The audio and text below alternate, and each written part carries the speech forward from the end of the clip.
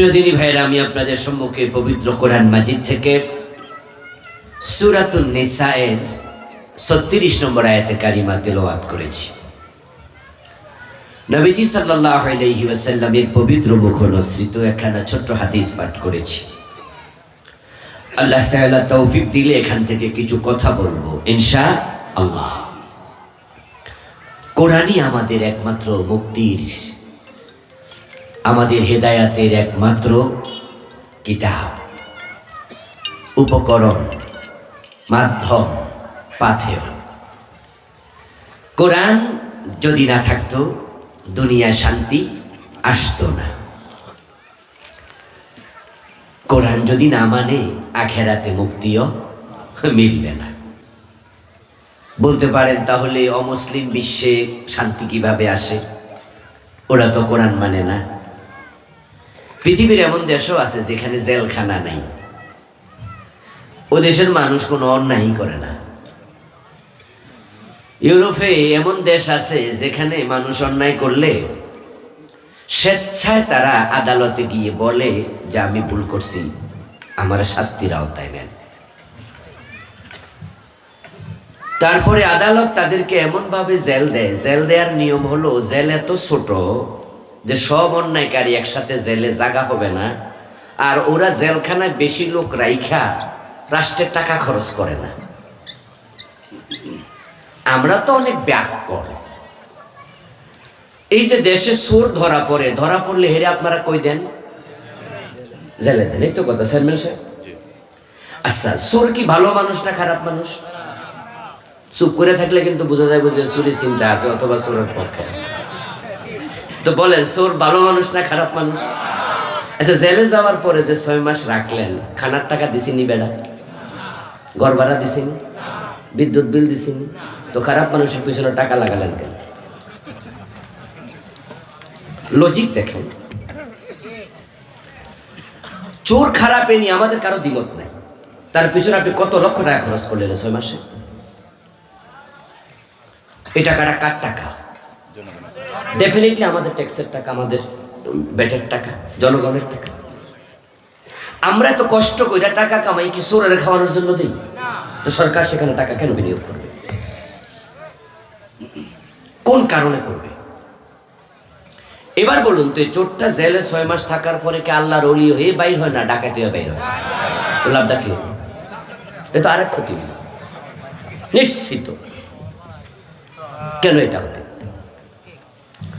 ইসলামের বিধান দেখেন, চোর চুরি করেছে প্রমাণিত হয়েছে, ইসলাম দেখবে, ভেরিফাই করবে খাদ্যের অভাবে চুরি করছে নাকি অভ্যাসের কারণে করছে। ইসলাম আসলে হাত কেটে দেবে না। ইসলাম রাষ্ট্রপ্রধানকে বলেছে জাকাত ভিত্তিক অর্থ ব্যবস্থা চালু করো, তারপরে মানুষের অভাব দূর হবে, মানুষ আর অভাবে চুরি করবে না। কিন্তু চোরে শুনবে না ধর্মের কাহিনী, কিছু স্বভাবে চুরি করবে। ওদেরকে থামাতে হলে হাত কাটা শুরু করো। আর যখন দেখবে অভাবে চুরি করে, তখন ইসলাম তাকে হাত কাটতে বলবে না। রাষ্ট্রপ্রধানকে বলবে অভাব দূর করো, জাকাত দাও তাকে, জাকাত জাকাত। হযরত আলী তো রাষ্ট্রপ্রধান ছিলেন, 4 খলিফার 1 খলিফা। আলী কাররামাল্লাহু ওয়াজহাহু বলেছেন, যদি রুটির অভাবে কোনো ব্যক্তি চুরি করে, তাহলে চোরের হাত না কেটে রাষ্ট্রপ্রধানের হাত কেটে দাও। কারণ যে জনগণের ক্ষুধার তাড়না কমাতে পারে নাই, ক্ষুধা দারিদ্র দূর করতে পারে নাই, রাষ্ট্রপ্রধান থাকার কোনো অধিকার তার নাই। এই জন্য আপনারা দেখেছেন হযরত ওমর যখন প্রেসিডেন্ট ছিলেন, অদ্য দুনিয়ার খলিফা ওমর, মানুষ রাতের বেলায় ঘুমাতো, কিন্তু হযরত ওমর জনগণের খবর নেয়ার জন্য ঘোড়ার পিঠে চড়তেন, পায়ে হাঁটতেন, বেরিয়ে যেতেন। একটি ঘটনা আপনাদের সবার জানা আছে, রাতের বেলায় খাবার ছিল না, ওই গরিব মহিলার ঘরে হযরত ওমর কান্দে করে আটার বস্তা নিয়ে পৌঁছিয়ে দিয়েছেন। আমার প্রিয় ভাই, যখন প্রমাণ হবে লোকটা চোর, চুরি করেছে স্বভাবের কারণে খারাপ মানুষ, খারাপ মানুষের পিছনে ইসলাম 1 পয়সা খরচ করতে রাজি না। তাই কোন চোরকে জেলে দিতে ইসলাম বলে নাই। ইসলাম বলেছে চোর ধরে হাত কেটে দাও। এবার বলুন তো, চোর যদি হাত কেটে দেয়া হয় তার পিছনে রাষ্ট্রের কোনো টাকা খরচ হবে নাকি? তার পিছনে 1 টাকা খরচ হলো না, বরং হাত যদি কেটে দেন, একটা হাত কাটা চোর দেখে 100 চোর তারের মতো সোজা হয়ে যাবে। এর দেখা 100 চোর সোজা হয়ে যাবে। চুরি করছে এমন 10 জন এমপির হাত কেটে দেন, 5 জন মন্ত্রীর হাত কেটে দেন। যারা দেশের টাকা চুরি করে কানাডায় বেগম পাড়া বানিয়েছে তাদের হাত কাটা দরকার আছে না নাই? প্রধানমন্ত্রী সাবেক বলেছেন তার বাড়ির ফিয়ন 400 কোটি টাকার মালিক। বলুন তো, 400 কোটি যারা চুরি করছে সেটা কি অভাবে না স্বভাবে? এমন সুরের হাত কাটা দরকার আছে কিনা? 5টা মন্ত্রীর হাত কেটে দেন, 5 জন সচিবের হাত কেটে দেন, 5 জন আমলা ডিসির হাত কেটে দেন, 5 জন নেতার হাত কেটে দেন, এমপির হাত কেটে দেন, 5 জন উপজেলা চেয়ারম্যানের হাত কেটে দেন। কাদের? যারা চোর, ভালোদের না। যদি ওদের হাত কেটে দেয়া হয়, ওদেরকে দেখে আগামী 20 বছর কোন নেতা চোর হবে না। সোনার বাংলা হতে বেশি দিন লাগবে না। কিরে ভাই, হাত ফাঁকা করে আপনি আমার জীবন সামনে হাত ফাঁকা দেবেন কেন? এই মাহফিলওয়ালারা, মাহফিল অ্যারেঞ্জ করলেই তো হবে না, গলার মাঝে কাঠ ঝুলে হাঁটলে তো হবে না। এখানে টেবিল ফ্যান থাকবে না কেন? হাত ফাঁকা দেবে কেন? এখন কি ডিজিটাল যুগ না অ্যানালগ যুগ? তো যেটা করতেছি এটা কি ডিজিটাল না অ্যানালগ? এমন ভিডিও হইতেছে না? কেমন লাগতেছে? হাজার হাজার মানুষ দেখবে, আর আমাদের হুজুরদেরকে নিয়ে মন্তব্য করবে যে হুজুররা ফিরালি করে, ওরার পিছনে একজন দাঁড় করাইয়া দেয়। এটাকে আমি শখে নিতেছি না প্রয়োজন? এই যে ঘেমে যাচ্ছি আমি। আপনারা টেবিল ফ্যান ব্যবস্থা কেন করেন না? এখনো সময় আছে, করেন তাড়াতাড়ি। একটা চার্জার ফ্যান নিয়ে আসেন। এত বড় এরজ করবেন, বুঝবেন না যে হুজুর তো ঘেমে যাবে। আর যেন বলা না লাগে, যান প্লিজ। আচ্ছা আমার ভাইরা, বলতেছিলাম ইসলামের লজিক দেখেন। এরপরে দেখেন ইউরোপে, বলছিলাম যে ওরা খুব বোঝে। আপনার প্রশ্ন আসছিল ওরা তো কোরআন মানে না। তা আমি যে শুরুতে বললাম যে কোরআন না মানলে পৃথিবীতে শান্তি পাবেন না, আখেরাতে মুক্তি পাবেন না, আমি এর পক্ষে যুক্তি দিচ্ছিলাম যে ওরা তো কোরআন মানে না, ওরা শান্তি পাইল কেমনে? এই প্রশ্ন আসতেই পারে। আচ্ছা, এমন দেশ জেলখানায় অপরাধী যাওয়ার পরে, ওই যে আদালতে ধরা দেওয়ার পরে হাকিম বলে যে হ্যাঁ, আপনার এই অপরাধের কারণে আপনাকে 20 দিন জেল দেয়া হলো, তবে জেলখানা আপাতত খালি নেই, এজন্য আপনি আগামী মাসে সুবিধা মতো সময় আইসা জেল খেটে দেন। কথা বুঝবেন কিন্তু, যে আপনি আগামী মাসে আসবেন, আপনি অমুক সময় আসবেন, আপনাকে 20 দিনে জেল দেয়া হলো, এসে খোঁজ নেবেন যে জেল খালি আছে কিনা, এসে আপনি জেল খেটে যাবেন। গাড়ি অ্যাক্সিডেন্ট করে মানুষ পিষ্ট হয়ে মরে যায়, অ্যাক্সিডেন্ট যেখানে করেছে ঠিক সেখানে গাড়ি দাঁড়াই থাকবে, ড্রাইভারও পলাবে না, গাড়িওয়ালা কেউ পলাবে না, ঠিক দাঁড়াইয়া থাকে। পৃথিবীর অসংখ্য দেশ।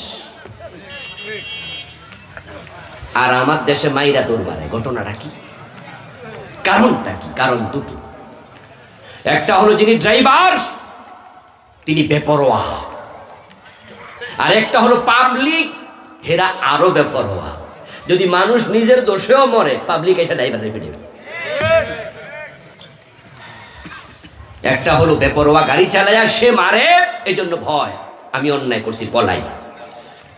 আর একটা হলো পাবলিক পয়সা খুঁজবে না, আসলে যে গাড়ির তলে পড়ে মরছে দোষটা কি এর না ড্রাইভারের, না খুঁজে গাড়িতে আগুন লাগাই দেবে।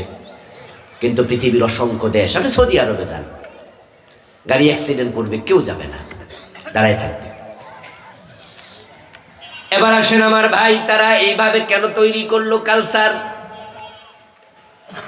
আল্লাহ তাআলা আমাকে ইউরোপ, আমেরিকা সহ পৃথিবীর অনেকগুলো দেশ সফরের সুযোগ দিয়েছে। আপনারা অনেকে গিয়েছেন। পৃথিবীর অনেক দেশ এমন দেখেছি যেখানে মানুষ কখনো নিজের থুতুটাও রাস্তায় ফেলে না। টিস্যুর মধ্যে থুতু লইয়া, তারপরে টিস্যুটা হাতে লইয়া ডাস্টবিনে ফেলবে। আর আমার দেশে চান্স পাইলে রাস্তার মাঝখানে প্রস্রাব করে দেয়, শুধু থুতু না। চাচা আরো একটু নিচে নামছে, আমি এত নিচে নামি।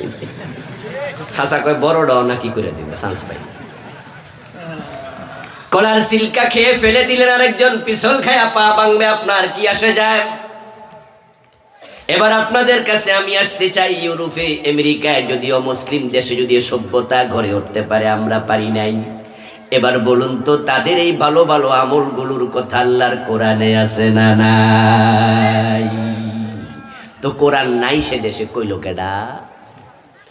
এই যে পরিচ্ছন্নতা, পরিচ্ছন্নতা এটা ঈমানের অংশ, পবিত্রতা ঈমানের অর্ধেক। আমরা ঘুম থেকে যখন উঠি তখন 1 নাম্বার কাজ ওযু করে ফজরের নামাজ, ঠিক না? ওযু করার মাঝে হাত ধোয়া আসেনি? সুবহানাল্লাহ। পরিচ্ছন্নতা কাকে বলে?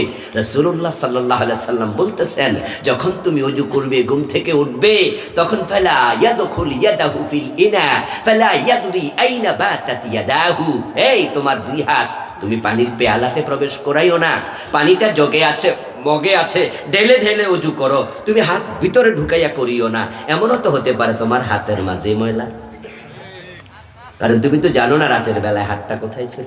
শরীরের এমন অঙ্গ চুলকাইছো যেখানে ময়লা ছিল, এখন তুমি বোতলের ভিতরে, জগের ভিতরে হাত ঢুকাইয়া দিলা, তাহলে তো পানিটাই অপবিত্র হলো, তো ওযু হবে কেমনে? দেখেন নবীজি কিভাবে পরিচ্ছন্নতা, পবিত্রতা শিখায়, হাতে ধরে ধরে শিখায়। আর সে পবিত্রতা আমাদের মাঝে এখন পরিচ্ছন্নতা নাই, ময়লা, কর্দম, প্রস্রাব, পায়খানা, আমরা এখানে সেখানে। শহর এমন ময়লা ঢাকা শহর করে, যদি ঢাকা শহরে মেথররা 7 দিনে স্ট্রাইক করে যে আমরা ঢাকা পরিচ্ছন্ন করব না, যারা পরিচ্ছন্নতা কর্মী আছে, ঢাকা শহরে 7 দিন পরে বসবাস করার কোনো উপযোগিতা থাকবে না। এখন এবার পরিচ্ছন্নতার শিক্ষাটা আমরা বাদ দিয়েছি, কাফেররা গ্রহণ করেছে। ওজনে কম দেয় না, মালে ভেজাল দেয় না। আমেরিকাতে যান, ইউরোপে যান, পৃথিবীর অনেক দেশ আছে যেখানে ওজনে যে কম দেয় এটা ওরা বুঝেই না। মানুষ যে আদান প্রদানে, লেনদেনে মিথ্যা কথা বলে এটা ওরা জানেই না। এবার আপনাদের কাছে জানতে চাইব, ওজনে কম দিতে মানা আল্লাহর কোরআনে আছে না নাই? কথা বলে না কেন ভাইয়েরা?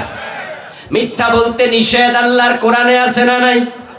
তাহলে এবার কি দাঁড়ালো? ওদের দেশে আসলে কোরআন আছে, বাস্তবে কোরআন সেখানেই আছে, তাই তারা দুনিয়াতে ভালো আছে। আল্লামা ইকবাল রাহিমাহুল্লাহ, কথা বলা লাগবে না তো, কাজ করেন, কথা বলবেন না। আল্লামা ইকবাল রহমতুল্লাহি আলাইহি তিনি ইউরোপ ঘুরে আসলেন।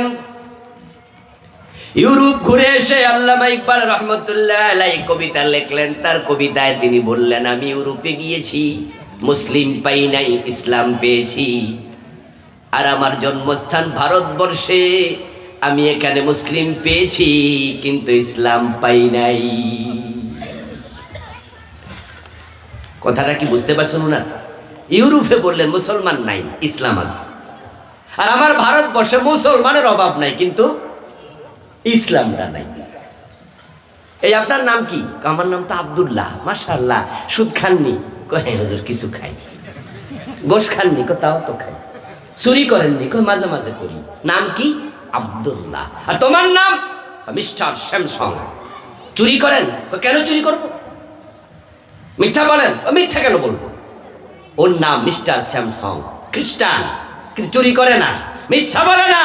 এর ভিতরে, তার ভিতরে ইসলাম আছে কিন্তু সে মুসলিম না। আর আমার নাম আব্দুল্লাহ, আমার নাম আব্দুর রহমান, আমার নামে মুসলিম, বাস্তবে ইসলাম নাই। ও দোস্ত, ইসলাম এমন এক ধর্ম, এটা যে মানবে তার জন্যই লাভ, তার জন্যই কল্যাণ। আপনি আপনার বোনকে নিয়ে, বউকে নিয়ে রাস্তায় গেলেন, শহরে গেলেন, আপনার বোনের গলার মাঝে স্বর্ণের চেইন আছে, কানের মাঝে নাক্য স্বর্ণের কানের জিনিস। রিক্সা থেকে চোর চিন্তাকারী টান দিয়া স্বর্ণের চেইনটা গলা থেকে নিয়ে গেল। আপনার বোনের গলায় যখন চেইনটা ছিল 22 ক্যারেটের, 21 ক্যারেটের স্বর্ণ, এখন প্রতি বড়ির দাম 1 লাখের বেশি, 1.25 লাখ টাকার মতো। যখন আপনার বোনের গলায় ছিল তখন স্বর্ণের দাম 1.25 লাখ প্রতি বড়ি। চোর যখন কেড়ে নিয়ে গেল ছিনতাইকারী, সে নিয়ে পকেটে রাখলো তার, তখন স্বর্ণের বড়ির দাম কত? দেখি কি কমে গেছে? ও বেটার চোরের পকেটের জন্য স্বর্ণ এখন কোনো দাম নাই। বেটা স্বর্ণ বেচতে গেলে দাম হইব না, ঠিক না?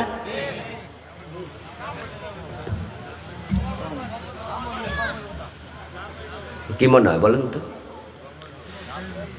যখন স্বর্ণটা লইয়া দোকানে যাবে চোর, তখন দোকানদারে দেখেই বুঝা যাবে এটা একটা চোর, কারণ এর কপালে লেখা আছে, ঠিক না? গায়ে লেখা আছে, এজন্য বলবে যে এই চোর স্বর্ণের দাম নাই, নাকি দাম সমান। সুবহানাল্লাহি ওয়া বিহামদিহি। কার কাছে ওয়াজ করতেছি? স্বর্ণের দাম আপনার কাছে যাহা, ডাকাতের হাতে গেলে ঠিক তাহাই। কারণ এটাকে যাচাই করা হবে কষ্টি পাথর দিয়ে।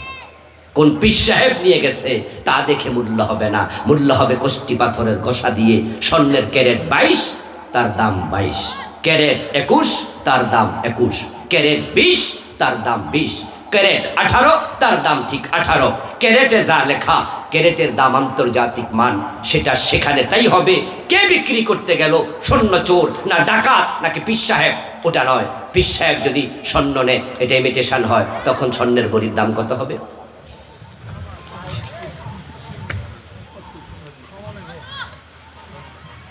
আমার বন্ধু, স্বর্ণ চোরের হাতে যেমন মূল্যবান, এটা আবার হাজী সাহেবের হাতে গেলেও একই দাম।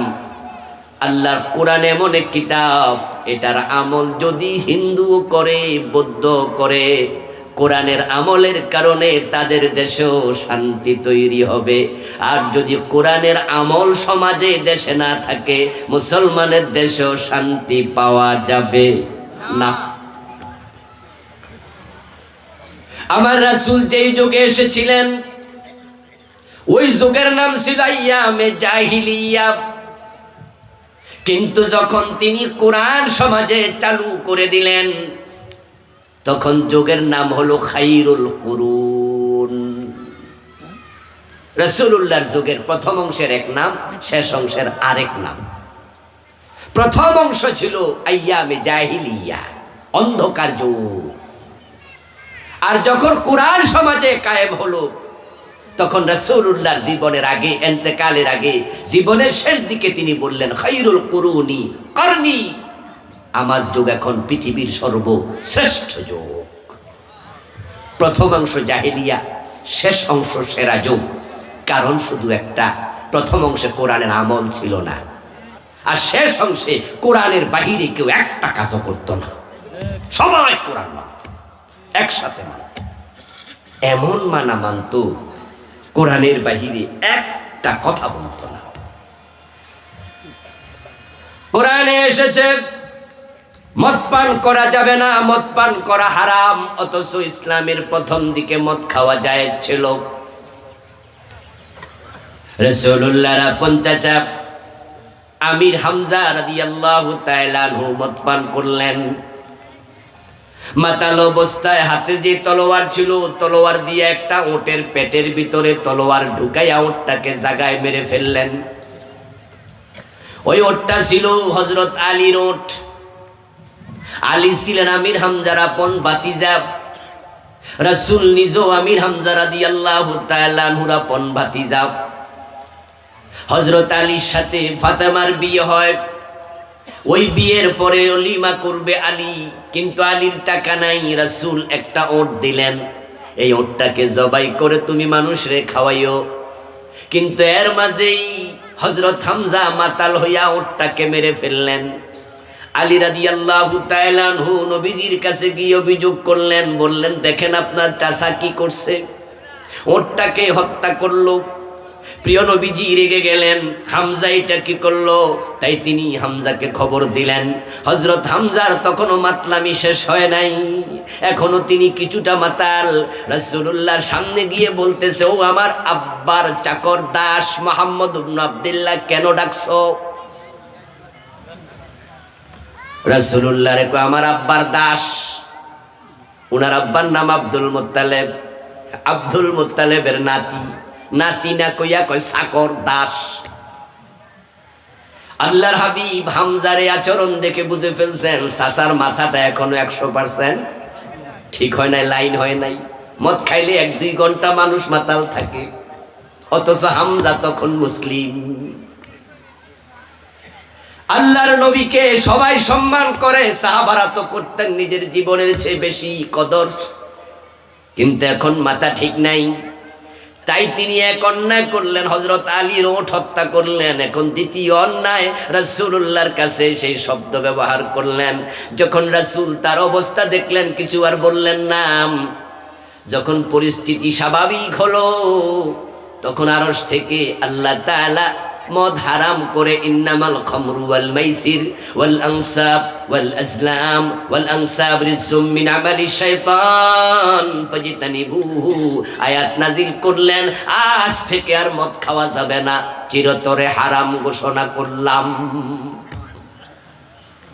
মদ খাইয়া মানুষ মাঝে মাঝে এমন কাজ করে যেই কাজের পরে আফসোস ছাড়া কিচ্ছু করা থাকে না, এমন কাজ করে ফেলে যেটার কোনো মিনিমাইজ হয় না। যুবতী শুয়ে আছে নিজের ঘরে, বাবা মদ খাইয়া ঘরে ঢুকছে, ঢুকেই দেখে মেয়েটা শুয়ে আছে। মদখোর মাতাল বাবা মেয়ের উপর ঝাঁপাইয়া পড়লো, মেয়ে চিৎকার দিল। মেয়ের মা দৌড়াইয়া আসলো, আইসা দেখে যে বাবা মেয়ের সাথে দস্তাদস্তি করছে, মুখ থেকে মদের উৎকট গন্ধ বের হচ্ছে। ধাক্কাইয়া বাপকে সরালো, এই তুমি এটা কি করছো? ঘন্টা 2 পরে বাপের হুঁশ আসলো, এখন বাপ ইজি। এবার মেয়ের মা বলতেছে, তুমি মদ খাইয়া আইসা মাইয়ার গায়ে হাত দিবা? মদখোর বাবা বলে, কি কি বলো এসব? বলে, হ্যাঁ তুমি আজকে তাই করেছো। মেয়ে শোয়া ছিল, ঝাঁপাইয়া পড়ছো, আমি যাইয়া ছুটাইছি, মেয়ের গায়ে হাত দিছো। আপনাদের কাছে আমার প্রশ্ন, এটার মিনিমাইজ কি? এখন আত্মহত্যা করা ছাড়া আর উপায় নাই। এই চেহারা মেয়েকে দেখাবে কিভাবে? এই মেয়ে বাবার সামনে জীবনে মরা পর্যন্ত যাবে কেমন? মদ এমন এক খারাপ জিনিস যেটা মানুষের আকলকে শেষ করে ফেলে, ঢেকে ফেলে। এবার মদ হলো হারাম। আমি বুঝাচ্ছি ইসলাম সাহাবারা কেমনে মেনেছে সে কথা। যেই মাত্র মদ হারাম হলো, হযরত আলী, হযরত আব্বাস রাদিয়াল্লাহু তাআলা আনহুমা সহ কয়েকজন সাহাবীকে রাসূলুল্লাহ দায়িত্ব দিলেন, যাও যাও দৌড়াও, তামাম মদিনায় ঘোষণা করে দাও, কাদ হুররিমাল খামরু কাদ হুররিমাল খামর, মদ হারাম মদ হারাম। তখন তো আজকের যুগের মতো মাইক ছিল না, টেলিভিশন রেডিও ছিল না, ফেসবুক ছিল না। প্রচার করার জন্য সাহাবারা মুখে এলান করতে শুরু করলেন। তাফসিরে পাওয়া যায়, ইতিহাসের কিতাবে পাওয়া যায়, ওই দিন মদিনার অলিতে গলিতে মদের বন্যা প্রবাহিত হয়েছিল। কারে আওয়াজ আসছে, কাদ হুররিমাল খামরু, মদ হারাম। কারো পেয়ালায় মদ ছিল, ফেলে দিয়েছে। কারো মটকিতে মদ ভিজানো ছিল, ফেলে দিয়েছে। কারো কারো মদ খাওয়ার জন্য হাতে নিয়েছে, পান করে নাই আর ফেলে দিয়েছে। কেউ কেউ মুখে নিয়েছেন কানাওয়াজ আর গিলেন নাই, ফেলে দিয়েছে। এমন ঘটনাও ঘটেছে, কেউ কেউ মাত্র খেলেন, কানে আসছে মদ হারাম, সাথে সাথে মুখের ভিতরে আঙ্গুল ঢুকাইয়া বমি করেছে। মরা পর্যন্ত আর কোন সাহাবী মদ পান করেন নাই। ইসলামের বিধান আসছে, সাথে সাথে মানছে। এজন্য এটা যোগের নাম খায়রুল কুরুন হয়েছে। আপনাদের কাছে আমার প্রশ্ন, বাংলাদেশে মুসলমানের ছেলে অথচ মদ খায়, এমন আছে না নাই? করিমগঞ্জে আছে না নাই? তো তাদের ইসলাম মানা আর আমাদের ইসলাম মানা ফারাক দেখেন। রাসূলুল্লাহ সাল্লাল্লাহু আলাইহি ওয়াসাল্লাম হিজরতের পর তিনি 16 মাস অথবা 17 মাস নামাজ পড়েছেন মসজিদ আকসার দিকে ফিরে। কিন্তু নবীজির অন্তরে বড় তামান্না, যদি আমার কিবলা মসজিদে হারাম হতো, যেটা আমার বাবা ইব্রাহিম তৈরি করেছেন, মনে মনে বাসনা, কিবলা যদি মসজিদে হারাম হতো আমার ভালো লাগতো। মদিনা থেকে মসজিদে হারাম হলো দক্ষিণ দিকে, মসজিদে আকসা হলো উত্তর দিকে, মদিনা মাঝখানে। প্রিয় নবী নামাজ পড়ছেন জোহর অথবা আসর, হাদিসে দুরকম পাওয়া যায়। 2 রাকাত শেষ, আত্তাহিয়াতু পড়লেন, বাকি 2 রাকাতের জন্য দাঁড়ালেন। এর মাঝে ওহী নাজিল হলো ফাওয়াল্লি ওয়াজহাকা শাতরাল মসজিদিল হারাম, ও নবী আপনার চেহারা কাবার দিকে ফিরান। বাকি আছে কয় রাকাত? 2 রাকাত। পড়লেন কয় রাকাত? 2 রাকাত। আয়াত আসলো নামাজের মাঝখানে। এখন তিনি তো ফিরে আসেন অলরেডি উত্তর দিকে, মসজিদে হারাম তো দক্ষিণ দিকে, পিছনে তো সাহাবারা দাঁড়ানো, জামাতের নামাজ। এবার নামাজের ভিতরে যদি তিনি ফিরেন দক্ষিণ দিকে, উত্তর দিক থেকে দক্ষিণ দিকে ফিরলে সাহাবারা তো সামনে পড়ে যাবে যারা পিছনে ছিল। এখন একটা পেছলাই গাজাইতে পারে। তাই রাসূলুল্লাহ মনে মনে ভাবতে পারতেন এই ওয়াক্ত শেষ হোক, সামনের ওয়াক্ত থেকে কাবার দিকে ফিরব। কিন্তু না, আদেশ আসতে দেরি, রাসূল কাবার দিকে ফিরতে 1 সেকেন্ড দেরি করেন নাই। আল্লাহর আদেশ মানতে দেরি করা যায় না। আল্লাহর হাবিব নামাজের ভিতরে মসজিদে হারামের দিকে ফিরে গেলেন। সাহাবারা যখন দেখলো কিরে মসজিদে হারামের দিকে রাসূল ফিরছে, কোনো প্রশ্ন নাই, নামাজের ভিতরে কথা নাই, তারা নিজেরাও ঘুরে এসে রাসূলের সাথে আবার মসজিদে হারামের দিকে ফিরে নামাজ পড়লেন। যেই মসজিদে এই ঘটনা ঘটেছে, মদিনার সে মসজিদের নাম মসজিদু যিল কিবলাতাইন, 2 কিবলার মসজিদ। আল্লাহর নবী সাল্লাল্লাহু আলাইহি ওয়াসাল্লাম নামাজের ভিতরে তিনি কাবার দিকে ফিরে বুঝাইলেন আমার আল্লাহর আদেশ মানতে দেরি করা যায় না। এই হলো ইসলাম। এখন আমাদের দেশে আমরা আল্লাহর কত আদেশ, সরদরে হাত কাটো, 54 বছর গেল মানলামই না। ডাকাত ধরে শুলে দাও, 54 বছর চলে গেল মানলাম না। জেনা করলে 100 বেত লাগাতে হবে, অবিবাহিত হলে 100 বেত, বিবাহিত হলে পাথর মারো। এই যে অর্ডার রাসূলের জামানা, রাসূল এটা করেছেন। 54 বছরের বাংলাদেশে একদিনও করি নাই। মদ পান করলে 80 বেত লাগাতে হবে, হযরত ওমর নিজের ছেলেটাকেও ছাড় দেন নাই। বলুন তো 80 বছরের আইন, 80 বেতের আইন 54 বছরে কি আমরা একদিন মেনেছি? তো রাসূল ইসলাম কি দেখাইলেন আর আমরা ইসলাম কি মানলাম? প্রিয় ভাইয়েরা, যে কোরআন আমাদের হেদায়েতের একমাত্র চাবিকাঠি, আমাদের মুক্তির একমাত্র, নাজাতের একমাত্র বার্তা, সে কোরআন থেকে আমি সূরা নিসার 36 নম্বর আয়াত পড়েছি। এই আয়াতে কারিমাতে আল্লাহ তাআলা আমাদেরকে 11টি নির্দেশ দিয়েছেন, 11টি মেসেজ দিয়েছেন। আমি যতটুকু সময় সামনে পাই এই 11টি মেসেজ আপনাদের সামনে টুকটুক করে সামান্য সামান্য করে তুলে ধরবো। আর আপনারা সবাই 1, 2, 3 করে এই 11টি মেসেজ আজকে নিজের কলবে জমা করবেন, তারপরে নিজের সাথে মিলাবেন। যাদের মিলে আলহামদুলিল্লাহ পড়বেন, আল্লাহ যেন এই মিল রাখা অবস্থায় মৃত্যু দেয়। আর যাদের মিলে না, আজকে নিজেকে চেঞ্জ করবেন, নিজেকে এর সাথে ফিট করবেন। যদি 11টি মেসেজ আমরা আমল করতে পারি, একটি আয়াতই জান্নাতে যাওয়ার জন্য যথেষ্ট হয়ে যাবে। এত চমৎকার মেসেজ 11টি আয়াতে আছে, একটা আয়াত নাজাতের জন্য যথেষ্ট।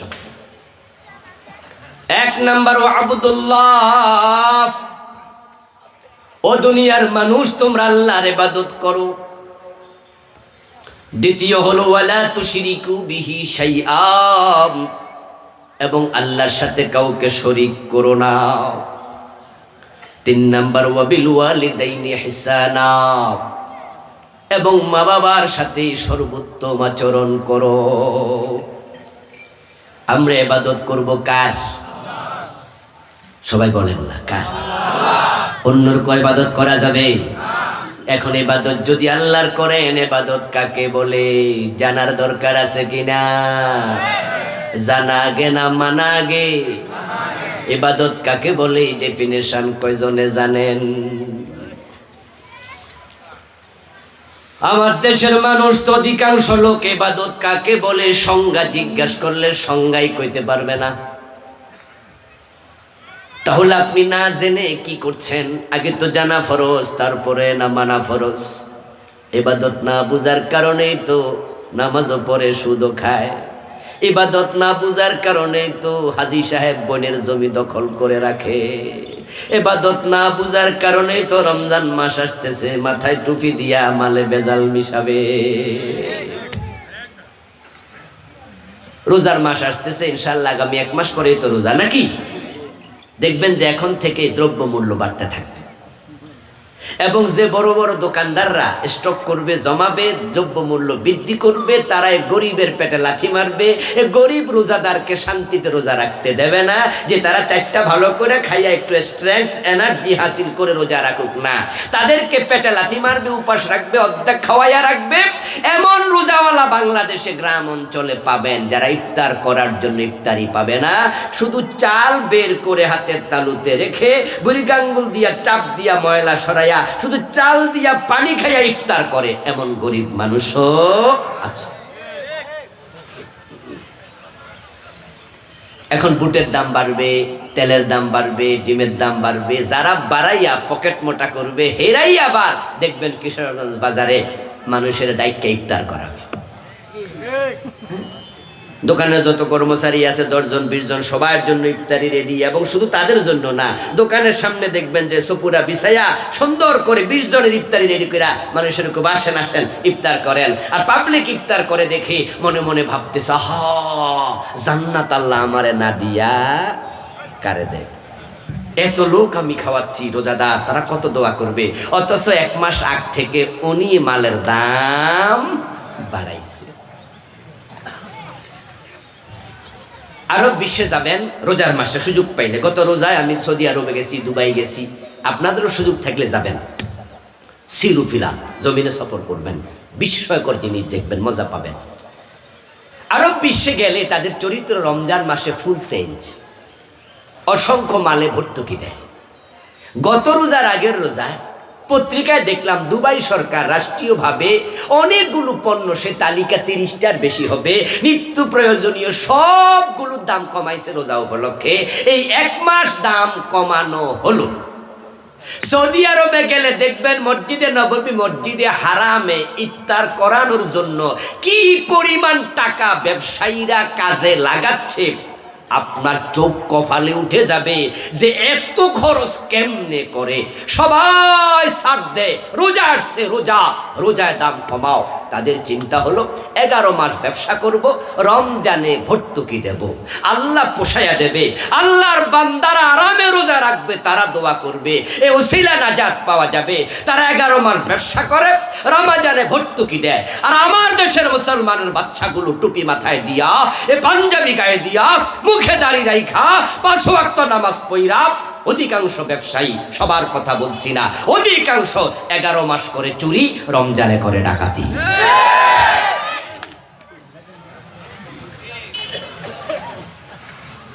কারণ সে ইবাদত বোঝে না,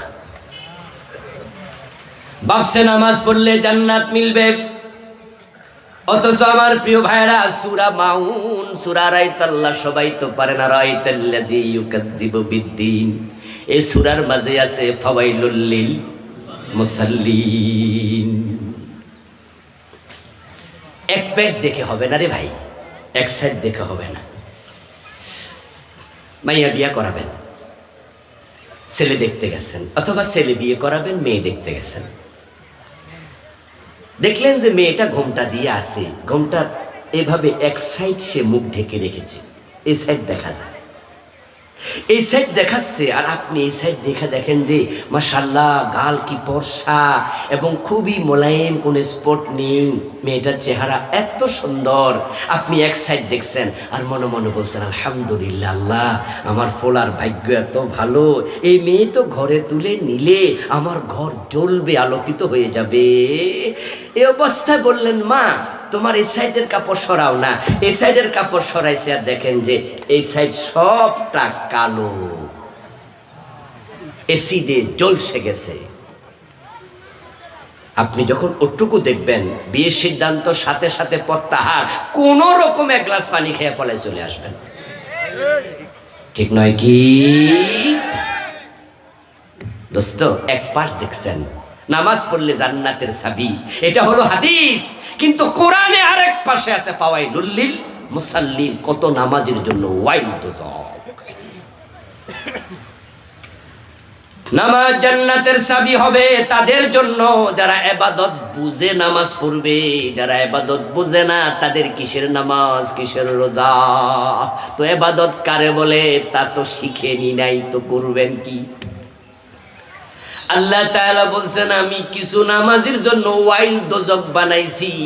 আল ওয়াইলু ওয়াদিন ফি জাহান্নাম ইয়াবি ফিহি কাফির 40 খরিফা ক্বাবলা আন ইয়াবলাগা কারা, রাওয়াহু তিরমিজি। নবীজি বলছেন ওয়াইল হচ্ছে জাহান্নামের একটা গর্তের নাম, যে গর্তের দিকে জাহান্নামীকে ফেলে দিলে তলায় যেতে 40 বছর লাগবে। কিছু নামাজিকে আমি সেই ওয়াইল দোজকে ফেলে দেব।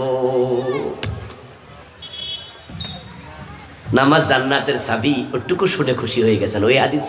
এখন এই আয়াতের কি হবে? ইবাদত বুঝেন তারপরে করেন। হাদিস আছে আখলিস দীনাক ইয়াকফিকাল আমালুল কালিল, বুঝে শুনে ইবাদত করো, আমলকে খাঁটি বানাও। কম আমল নাজাতের জন্য যথেষ্ট হবে। আর না বুঝা উল্টা পাল্টা চলতে থাকবা, মসজিদের সভাপতি আবার সিনেমা হলের মালিক। হুজুর ইসলাম আমরা বুঝি না, আপনারা একাই ইসলাম মানেন, আমরা মানি না। না মানলে নিয়ে যে বড় মসজিদের এসি আমি একাই 3টা দিছি, তাই নাকি? কারে হুজুরে রমজান মাসের 10 দিন আমি খাওয়াই। মাসে সাদা কত দেই জানেননি? এত টাকা মসজিদে সাদা দেই। পরে খোঁজ নিয়ে দেখা গেল উনি সুদী ব্যাংকের ডিরেক্টর। ও, আপনার হারাম টাকা দিয়ে আপনি জান্নাত কিনতেছেন? হারাম টাকা আল্লাহর পথে খরচ করে সওয়াবের নিয়ত করা কুফর। আপনি আল্লাহকে কি গরিব পেয়েছেন? আরে আল্লাহকে আপনি গরিব পেয়েছেন? রাস্তার মাঝে বসে আছে একটা ফকির, গরিব। ওই গরিব ফকির বলছে চাচা আমার কয়টা টাকা দেন, আমার কয়টা টাকা দেন। আর আপনি পকেট থেকে 100 টাকার একটা নোট বের করছেন, ওই নোটটার মাঝে জোড়া লাগানো, তালি লাগানো, ওইটার মাঝে কস্টেপ দেয়া। আপনি বললেন যে ফকির ভাই আমার কাছে তো টাকা নাই, 100 টাকার নোট একটা আছে, তো মাঝখানে বরাবর তালি লাগানো, এখন এটা নিবানি। ফকির মনে মনে কয় না না আছে, নেয়া ভালো। যদি কই নিমু না তাহলে তো 1 পয়সাও পাইলাম না, আর যদি এটা নেই তাহলে 50 টাকা বেচলেও তো আমার লাভ, আর 40 বেচলেও লাভ, টাকায় মাকায় চালাইতে পারলেই লাভ। কিন্তু এই টাকাটা দোকানদারকে দিলে নিব? দোকানদার বলবে আমি মাল রাখিয়া যান, এসব টাকা চলে না, সরেন। হ্যাঁ দোস্ত, ফকির পাইছেন নাকি আল্লাহকে? কোন রকম হারাম টাকা গোছাইয়া দিলেন, মসজিদের সভাপতি হইয়া দোতলার ছাদ একা করে দিলেন। মনে মনে ভাবছেন জান্নাত আমার না দিয়া কাকে দেয়? ইন্নাল্লাহু তাইয়্যিব লা ইয়াকবালু ইল্লা তাইয়্যিবা, আল্লাহ পবিত্র, অপবিত্র কোনো কিছু তিনি নেয় না। আপনার মুখের উপরে চিটকে মেরে দেবে, তোর টাকা তুই নেবে। নামাজের নাম ইবাদত নয়, তবে এটা ইবাদতের অংশ। রোজার নাম ইবাদত নয়, ইবাদতের অংশ। হজের নাম ইবাদত নয়, এটা ইবাদতের অংশ। ইবাদত কি সেটা বুঝুন। এই যে আমার মাথা দেহের মাঝে সবচেয়ে দামি অংশ, কল্লা বরাবর কেটে যদি এটা একটা প্লেটে রেখে প্রশ্ন করা হয় এটার নাম কি, তাহলে আমরা কেউ বলবো না এটার নাম মানুষ, আমরা বলবো এটা মাথা। হাত আলাদা করলে এটার নাম হাত, পা আলাদা করলে এটার নাম পা, কলিজা আলাদা করলে এটার নাম কলিজা, ফুসফুস আলাদা করলে এটার নাম ফুসফুস। তাহলে মানুষ কই? উত্তর হবে সবগুলো যখন এক জায়গায় একত্রিত হবে তখন তার নাম হলো মানুষ। নামাজের নাম নামাজ, রোজার নাম রোজা, হজের নাম হজ, যাকাতের নাম যাকাত, এক একটার এক এক নাম। তাহলে ইবাদত কোনটা? আল ইবাদাতু হিয়া কাযাউল হায়াত বিহাসবি আওয়ামিরিল্লাহি তাআলা ওয়া নাওয়াহি। এটা হলো ইবাদতের সংজ্ঞা। কোরআনে আল্লাহ বলছে মা তাকুমুর রাসূলু ফাখুযুহু ওয়া মা নাহাকুম আনহু ফান্তাহু। ইবাদত মানে হলো আমার রাসূল যা করতে বলেছেন করো, যা ছাড়তে বলেছেন ছাড়ো। এই দুটা একসাথে করলে হয় ইবাদত। হিয়া কাযাউল হায়াত বিহাসবি আওয়ামিরিল্লাহি তাআলা ওয়া নাওয়াহি। ইবাদত মানে হলো আল্লাহ এবং রাসূলের আদেশ নিষেধের ভিত্তিতে পুরা জীবন পরিচালনা করা। টয়লেটে ঢুকতে ইবাদত আছে না নাই? বাম পা দিয়া ঢোকো, ডান পা দিয়া বের হও। এবং তুমি টয়লেটের ভিতরে গিয়ে কাপড় তোলা দিও, মানুষ যেন সতর না দেখে। তারপরে নির্দিষ্ট দোয়া পড়িও। এবার বলুন তো, ঘুমানোর সময় রাসূলের নির্দেশনা আছে না নাই? কোন কাতে ঘুমাবেন, কোন দোয়া পড়বেন। খাওয়ার সময় ইসলামের আইন আছে না নাই? কোন জায়গায় নাই? সব জায়গায় রাসূল যা বলেছেন তা মানার নাম ইবাদত, যা তিনি ছেড়েছেন তা ছাড়ার নাম ইবাদত। এবার বিয়ে শাদীর সময় কি ইবাদত নাই? ব্যবসায় কি ইবাদত নাই? রাজনীতি যখন করবেন, নবী মুহাম্মদ যেভাবে করেছেন, দেশ চালাইছেন কোরআন দিয়া, তাই কোরআন দিয়া দেশ চালানো এটাও একটা ইবাদতের বড় অংশ।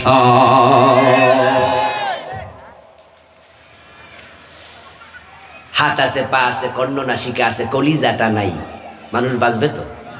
কলিজাও আছে, ফুসফুস নাই, মানুষ বাঁচবে তো? ফুসফুস আসে, ব্রেনটা নাই, মানুষ বাঁচবে তো? সবগুলো সক্রিয় থাকবে, কোনোটা ফরজ অঙ্গ, কোনোটা ওয়াজিব অঙ্গ, এগুলো থাকতেই হবে। আর মাথার চুল নাই, বেঁচে থাকে মানুষ। পায়ের লোক নাই, বেঁচে থাকে। চামড়াটা কালো, বেঁচে থাকে। এগুলো হলো সৌন্দর্য বর্ধনকারী। ইসলামের যাহা ফরজ, ইসলামে যাহা হারাম, ইসলামে যাহা ওয়াজিব, ইসলামে যাহা মাকরুহে তাহরিমি, এই চারটার বিষয়ে সতর্ক থাকবা না, তুমি আল্লাহর ইবাদতকারী গোলাম না। ইবাদত হলো একটা চেইনের মতো। আমাদের মা বোনেরা চেইন গলায় দেয় না? গলার চেইনে দেখবেন যে একটা চেইন যদি একটুকু লম্বা হয়, ধরেন 2 বিঘত লম্বা, এই 2 বিঘত লম্বা চেইনের মাঝে দেখবেন 100-150 আংটা থাকে, কড়া থাকে, একটার সাথে আরেকটা লাগানো আছে। শক্ত করে যদি লাগানো থাকে, চেইন গলায় শোভা পাবে, এক জায়গায় ছিঁড়ে যাবে, গলায় দেয়া আর যাবে না। ইসলামের সব বিধান তোমাকে মানতেই হবে। কিছু মানবা না, তুমি আল্লাহর গোলাম না।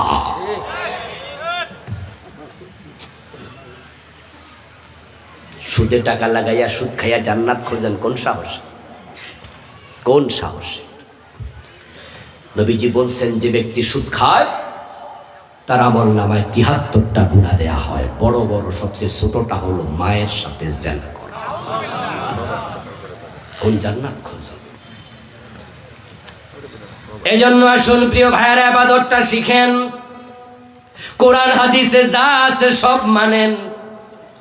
নিষিদ্ধ কাজগুলো ছেড়ে দেন, ফরজগুলো আঁকড়াইয়া ধরেন, হারামগুলো ছেড়ে দেন। এখন কোনটা ফরজ কোনটা হারাম, এই জন্য এলেম শিখা দরকার আছে না নাই? আরে যদি আমাদের রাষ্ট্রে 71-এ যখন দেশটা স্বাধীন হয়, তখন আমাদের সিলেবাসে আল্লাহর কোরআনটা ঢুকাইয়া দিত, রাসূলের হাদিসটা ঢুকাইয়া দিত। স্কুল, কলেজ, ইউনিভার্সিটি, মাদ্রাসার মতো সব জায়গায় 100 নাম্বার কোরআন, 100 নাম্বার হাদিস, অঙ্ক, বাংলার মতো কম্পালসারি করা হতো। তাহলে আপনারা আমার সামনে যারা আছেন, ডানে বামে যারা আছেন, একজনও বাকি থাকতো না। আপনি হারামগুলোও চিনতেন, ফরজগুলোও জানতেন, কিন্তু সিলেবাসে কোরআন হাদিস নাই, যার কারণে এমএ পাস, বিএ পাস, নামাজের 13টার কানা হাকাম ফরজি অনেকেই জানে না। তায়াম্মুমের 3টা ফরজ জানে না, নামাজের 14টা ওয়াজিব জানে না। ইসলামের কত বিধান আছে, ফরজ আবশ্যক। এই যে পরের অংশ হলো ওয়ালা তুশরিকু বিহি শাইয়া, আল্লাহর সাথে শিরিক করিও না, 2 নম্বর অর্ডার। এবার বলুন তো, শিরিক থেকে বাঁচতে হলে শিরিকগুলো চিনা দরকার আছে না নাই? সিলেবাসে কোরআন নাই, হাদিস নাই, যার কারণে কত আল্লাহর বান্দা শিরিক করে, হে জানেই না এটা শিরিক। অথচ একটা শিরিক করলে ঈমান শেষ। এই যে সামনে নির্বাচন আসতেছে, আমাদের অসংখ্য আল্লাহর বান্দা, আমাদের নেতারা এই মাইক হাতে নিয়ে মুশরিক হবে, বেঈমান হবে, বেঈমান, ঈমানই শেষ করে ফেলবে।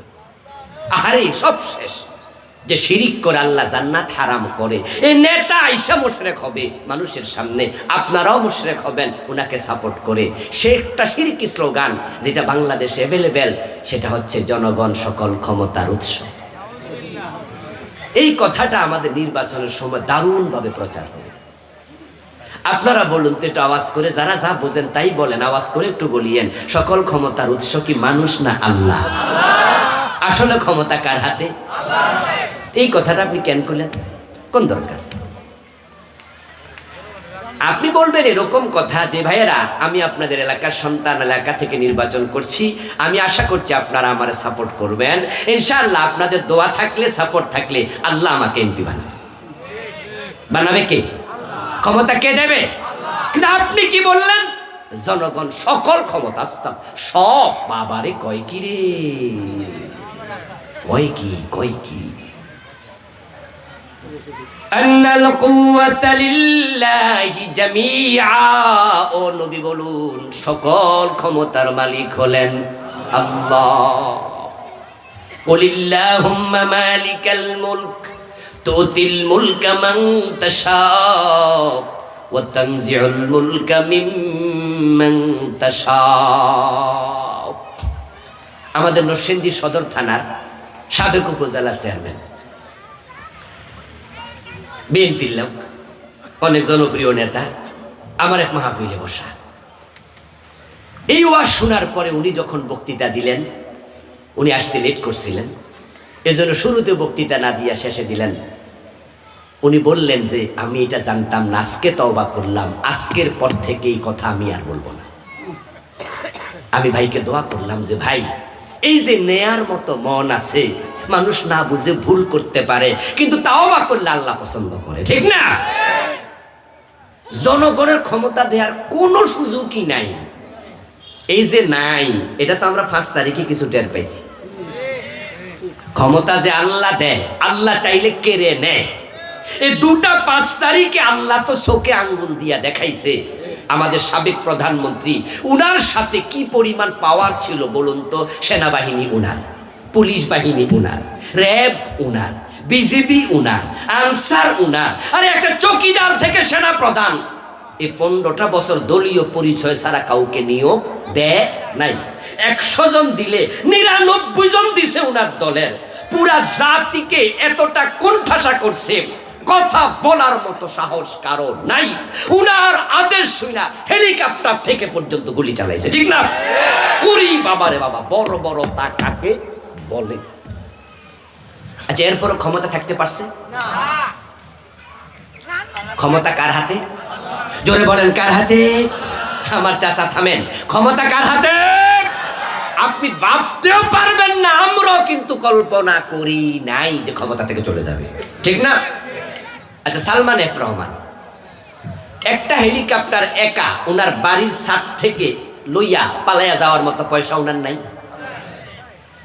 কিন্তু উনি কিন্তু 5 তারিখেও জানতেন না যে অবস্থা এরকম হতে যাচ্ছে। যদি জানতেন তাহলে দাড়ি মারি কামাইয়া এত রিস্ক নিয়ে পালানোর দরকার ছিল না, ঠিক না ভাই? উনি কি লাগে নাকি? উনি কি এরকম দাড়ি মারি কামাইয়া এত রিস্ক নিয়ে নৌকা টোকা সইরা গামছা গামছা গাদ দিয়ে দরকার আছে? উনি তো একটা হেলিকপ্টারকে ইশারা দিলে এসে ওনার বাসার ছাদের উপর নামতো। উনার পার্সোনাল হেলিকপ্টার আছে, ব্যাপার না উনার জন্য। যারা জানেন তারা বোঝেন, উনার জন্য এটা কোনো ব্যাপার না। কিন্তু ব্যাপারটা হলো উনিও জানতেন না, বুঝতে পারেন নাই যে এত সাজানো বাগান আল্লাহ এক মুহূর্তে শেষ করে দেবে। যে ওয়াকারকে উনি বিশ্বস্ত আস্থাভাজন জেনে উনার সেনাবাহিনীর প্রধান বানালেন, এবং তিনি সাবেক প্রধানমন্ত্রীর আত্মীয়। ও বেটা এসে বলে, ম্যাডাম 45 মিনিটের বেশি সময় নাই, তাড়াতাড়ি যান, পালান পালান। একটু কারেন্ট চলে গেছে।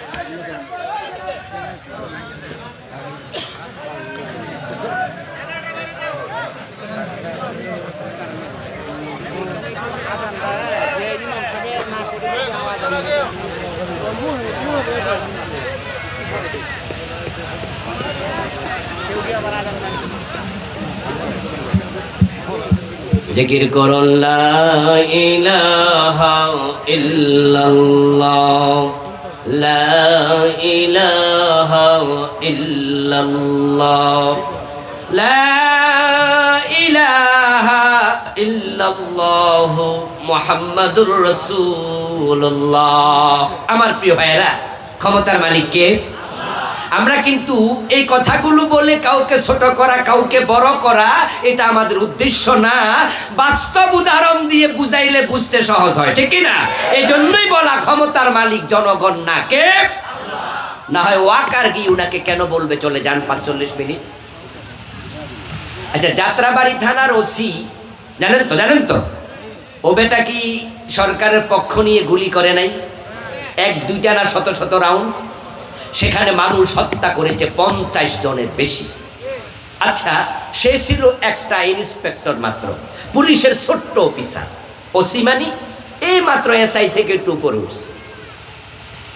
এটা বিসিএস ক্যাডারের অফিসারও না।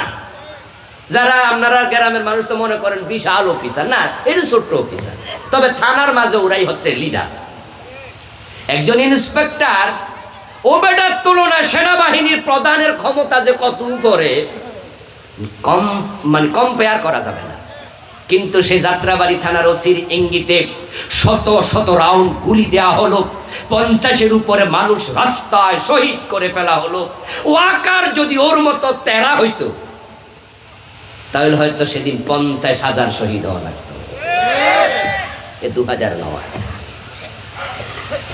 কিন্তু আল্লাহ আরশের মালিক, তিনি ক্ষমতার মালিক। তিনি জানেন যে যাত্রাবাড়ি থানার ওসি ও বেটা গুলি করলো, দেশের ক্ষমতা চেঞ্জ হওয়ার পর ব্যাপারে কোনো ভূমিকা রাখতে পারবে না। কিন্তু জেনারেল ওয়াকার যদি ওর মতো তেরা হয় তাহলে ক্ষমতার মসনদ সরতে সময় লাগবে, রক্ত অনেক বয়ে যাবে। কিন্তু আল্লাহ তাআলা ওয়াকারের অন্তরটাকে ওই যাত্রাবাড়ি থানার ওসির মতো করেন নাই, বরং তার অন্তরে এমন একটা ভাব ঢুকাইছে, যা যা তুই জানাইয়া দে, প্রধানমন্ত্রীর নিরাপত্তা তুই দিবি না, ম্যাডাম চলে যান চলে যান। তাকে ধমক দিল, তারপরও সে শুনল না। পরে প্রধানমন্ত্রীও বলতে পারতেন আমি যাব না, বঙ্গবন্ধুর মেয়ে কেন যাব, দরকার হলে আমি এদেশে শাহাদাত বরণ করব, দেখি আমারে কে মারে, তাহলে ভিন্ন কিছু হতে পারত। কিন্তু তিনিও এক কাপড় পইরা এত তাড়াতাড়ি গেলেন, রান্না করা খাবার খাইয়া পলানোর টাইম নাই। রানলো কেডা, খাইলো কেডা, এবং কাপড় যেটা পরনে ছিল সেটা পইরা উনি চলে গেছে, আরেকটা কাপড় নেয়ার টাইমও নাই। এই হলো আল্লাহ যাকে চায় ক্ষমতা থেকে সরায়। আর ডক্টর ইউনূসের দিকে তাকান, 5 তারিখে বেডা কি কল্পনা করছে বড় চেয়ারে বসবে? স্বপ্নেও দেখে নাই। বৈষম্য বিরোধী আন্দোলনে ডক্টর ইউনূসের কি ভূমিকা ছিল? সিটে পাটাও ছিল না, 1 ফোঁটা পানিও না, যেটা সমুদ্রের জলরাশি থেকে 1 ফোঁটা পানিও না। আন্দোলনে তার কোনো ভূমিকাই নেই। সে দেশে ছিল না, বিদেশে ছিল। বরং তিনি যা স্বপ্ন দেখেছেন আগে, সেটা হলো জেল যে কয় বছর হয় আল্লাহ জানে। তার বিরুদ্ধে যে মামলাগুলো ছিল, মামলাগুলো কি ছোট ছোট না বড় বড়? একটা 10-12 বছর 20 বছর কইরা হইলো 2-250 বছর জেল হয়ে গেছে। যে উনাকে যখন আদালতে নেওয়া হয় তখন আদালতে লিফট বন্ধ করে দিয়েছে, পায়ে হেঁটে 8 তলায় তুলেছে, বেজ্জতি করে বুঝাইছে হ নোবেল লরিয়েট, আমাদের কাছে তুমি কিচ্ছু না, অপেক্ষা করো কয়দিন পরে টের পাইবা ঠেলা কারে কয়।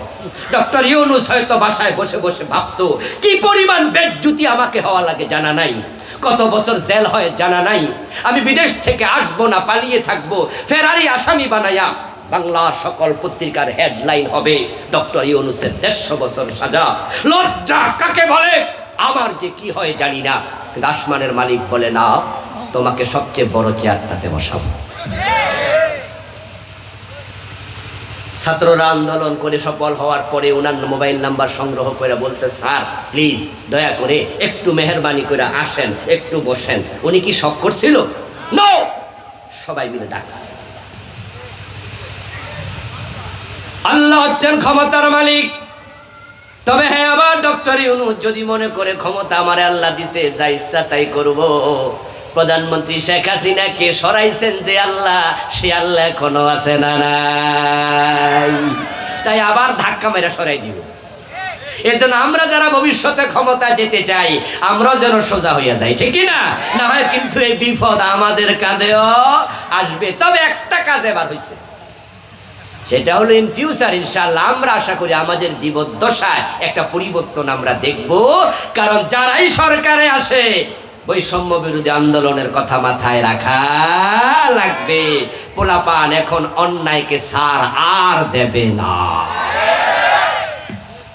আপনাদেরকে তাই বলবো, অন্যায়কে সার দেয়া দরকার আছে নাকি? মুসলমান তো অন্যায়কে প্রতিরোধ করে।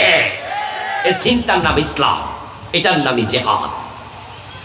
শুধু তলোয়ার হাতে নিয়ে হাঁটার নাম জেহাদ নো, এটা জেহাদের একটি অংশ। ওয়াবিল ওয়ালিদাইনি ইহসানা, আল্লাহর পরে বলে শোনো, আল্লাহ বললেন যে তোমাদের মা বাবার সাথে ভালো আচরণ করো। মা বাবার সাথে সর্বোচ্চ আচরণ হবে। মা বাবার সন্তুষ্টির উপরে আল্লাহর সন্তুষ্টি নির্ভর করে। এজন্য যাদের ঘরে বৃদ্ধ মা বাবা আছে তাদের সাথে এমন আচরণ করবেন, তাদের দোয়ায় দুনিয়া থাকতে জান্নাত মিলে। রাসূলুল্লাহ সাহাবীকে দেখলেন জান্নাতে কোরআন পড়ছেন, অথচ সেই সাহাবী তখনও মৃত্যুবরণ করেন নাই। ওনার নাম ছিল হারেসা। হযরত হারেসাকে রাসূলুল্লাহ দেখেন, তিনি আল্লাহর জান্নাতে মেরাজের রাতে কোরআন পড়ছে। আল্লাহর নবী দুনিয়া এসে হারেসাকে ডাকলেন, হারেসা জান্নাতে কোরআন পড়ছো, কি আমল করো? হারেসা বিন নোমান বললেন, বুড়া মায়ের সেবা করি, তাকে নিজ হাতে খাওয়াই, গোসল দেই, তার গায়ে তেল মেখে দেই। নবীজি জবাব দিলেন, ঠিক বলেছো, কাযালিকুমুল বির, কাযালিকুমুল বিররু, কাযালিকুমুল বীর। যারা মা বাবার সাথে এমন আচরণ করে মায়ের দোয়ায় দুনিয়ায় থাকতে জান্নাত মিলে যায়।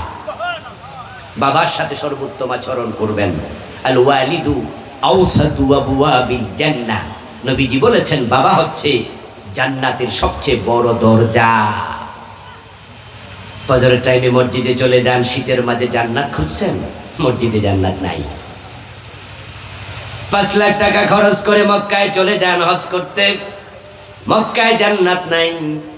নবীজি বলছেন, আল জান্নাতু তাহতা আকদামিল উম্মাহাত, জান্নাত আছে তোমার মায়ের পায়ের নিচে। সাহাবী জিজ্ঞাসা করলেন, ইয়া রাসূলুল্লাহ, আমি তো মা বাবার খেদমত করতে চাই, আপনার কাছে আমি জানতে চাই তাদের কি কি হক আমার উপরে আছে। আমার রাসূল কোনো তালিকা দেন নাই, শুধু এক শব্দে জবাব দিলেন, হুমা জান্নাতুকা ওয়া নারুকা, তারাই তোমার জান্নাত, তারাই তোমার জাহান্নাম। দুইজনকে খুশি করো, জান্নাত মিলে যাবে। আর তারা যদি অসন্তুষ্ট থাকে, 1000 রাকাত তাহাজ্জুদ পড়েও জান্নাত পাওয়া যাবে না। মা বাবার সাথে এমন কোনো আচরণ করবেন না যা করলে তাদের মনে কষ্ট পায়। এমন আচরণ করবেন না যাতে তারা উফ শব্দ বলতে হয়। এমন কোনো বিহেভিয়ার করা যাবে না যাতে তাদের মন থেকে বদদোয়া আসে। মা বাবা এমন দুজন মানুষ, বিনা কারণে বদদোয়া দিল, বদদোয়া কবুল হয়ে যায়। বিনা কারণে দিলে কবুল হয়, এমনটা আমার আর কারো ব্যাপারে জানা নাই। আপনি পীর সাহেব হুজুরের গায়ে ধাক্কা খেলেন, হুজুর হেঁটে যাচ্ছে, আপনি পাশে হাঁটছেন, লাগছে ধাক্কা, বুড়া হুজুর তো কায় ধইয়া গেছে পইরা, আর হুজুর বলল, এই বেটা তোর উপর আল্লাহর গজব পড়ল, এই বেটা তুই ধ্বংস। আপনি মনে মনে ভাবছেন সারছে কাম, উপায় আর নাই। আরশের মালিক তাকায়া দেখবে, এই যে ধাক্কাটা লাগছিল ওই যুবক কি ইচ্ছা কইরা দিছিল, নাকি ভুলে দিছে, নাকি খেয়াল করে নাই, নাকি অনিচ্ছা সত্ত্বে। আরশের মালিক পিশাব কইলে কবুল করে না। তিনি ছেলের জন্য আছে, তিনি শ্বশুরের জন্য, বাবার জন্য আছে, তিনি বৌমার জন্য আছে, তিনি শাশুড়ি মার জন্য আছে, তিনি আদেল, সবাইটা তিনি দেখে, তারপরে সিদ্ধান্ত নেন। তিনি দেখছেন পীর সাহেব হুজুরের বদদোয়াটা ভুল ছিল, এই বদদোয়া আল্লাহ নেবে না। কিন্তু বাবা যদি এ বদদোয়া দেয়, আল্লাহ তখন আর দেখে না কেন দিছে। মা যদি বদদোয়া দেয়, আল্লাহ আর দেখে না কেন দিছে। এই দুইজনের বদদোয়া বিনা কারণে কবুল হয়ে যায়। নাউজুবিল্লাহ পড়ে। সহিহ বুখারীতে রাসূল জুরাইজ নামে এক আল্লাহর বান্দার উদাহরণ দিয়েছে।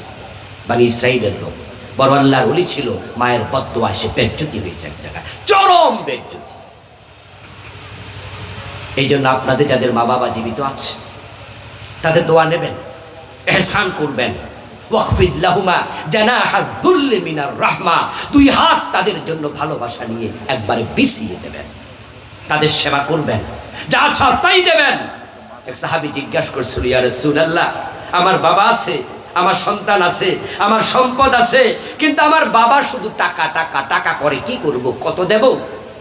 রাসূল জবাব দেন, আনতা ওয়া মালুকা লি আবিকা, ও আল্লাহর বান্দা, হিসাব করো না, কত দিবাই প্রশ্ন করো না, তুমি এবং তোমার সম্পদ সবটার মালিক তোমার বাবা।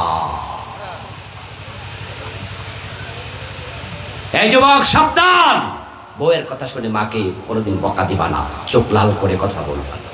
ওয়ালা তানহারহুমা, কোনোদিন মা বাবাকে ধমক দিও না। ওয়ালা তাকুল লাহুমা উফ, বিরক্ত হয়ে উফ বলো না। মা বাবা বুড়া হয়তো, বুড়ো মানুষ, বুড়ো হলে বুঝ কমে, একই কথা বারবার বলে, খাইয়াও বলে খাই নাই, না খাইয়া কয় কি খাইছি খাইছি এখন খামো না। আপনি জোর করে খাওয়াবেন তো, তাই ধমকাচ্ছেন, না খাইলে কিন্তু না। আদব আদব, বিনয় বিনয় বিনয় বিনয়।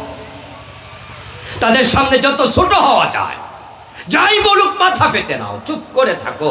ভুল বলেছে, ভুলটাকে সাদরে গ্রহণ করো, আল্লাহ খুশি হয়ে যাবে। রিদাল ওয়ালিদাইন, রিদার রব ফি রিদাল ওয়ালিদাইন ওয়া সাখাতুর রব ফি সাখাতিল ওয়ালিদাইন। তারা খুশি, আল্লাহ খুশি, তারা বেজার, আল্লাহ বেজার।